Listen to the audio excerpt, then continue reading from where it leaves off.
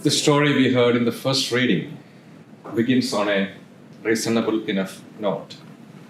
King Ahab wanted Naboth's vineyard, which was adjacent to his palace, to grow his vegetables. And King Ahab asked Naboth to exchange his vineyard for another one, or to be given its value in money. Fair enough. King Ahab, who was the king of the northern kingdom of Israel in 1874 BC, was described in the first book of Kings as worse than all his predecessors. We don't need to dwell further into the evil deeds of Jezebel, the king's wife. In short, the book of Kings describes the unjust killing of the innocent Naboth as a clear example of the abuse of royal power. And Queen Jezebel's complete disregard for the human rights of ordinary people shows how institutional authority can be abused. The fact that her husband, King Ahab, allowed the violent seizure of Naboth's vineyard is outrageous. And Naboth had the right to his land, his ancestral property.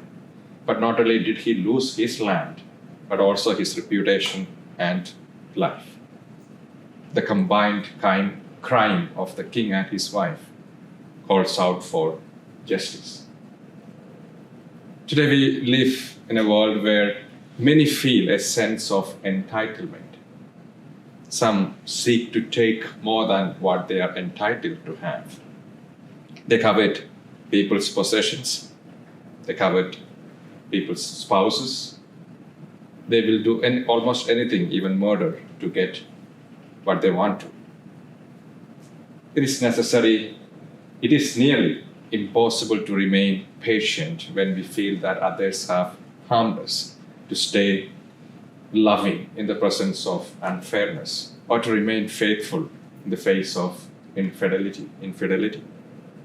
And living by these ideals would be extremely challenging without a special grace from God. The evil in the world can truly challenge us. We have no choice to make. And our actions and decisions could be honorable or dishonorable, forgiving or revengeful. The gospel today, Jesus encourages us to refrain from imposing our will on others and to respond to evil with mercy and goodness instead of revenge.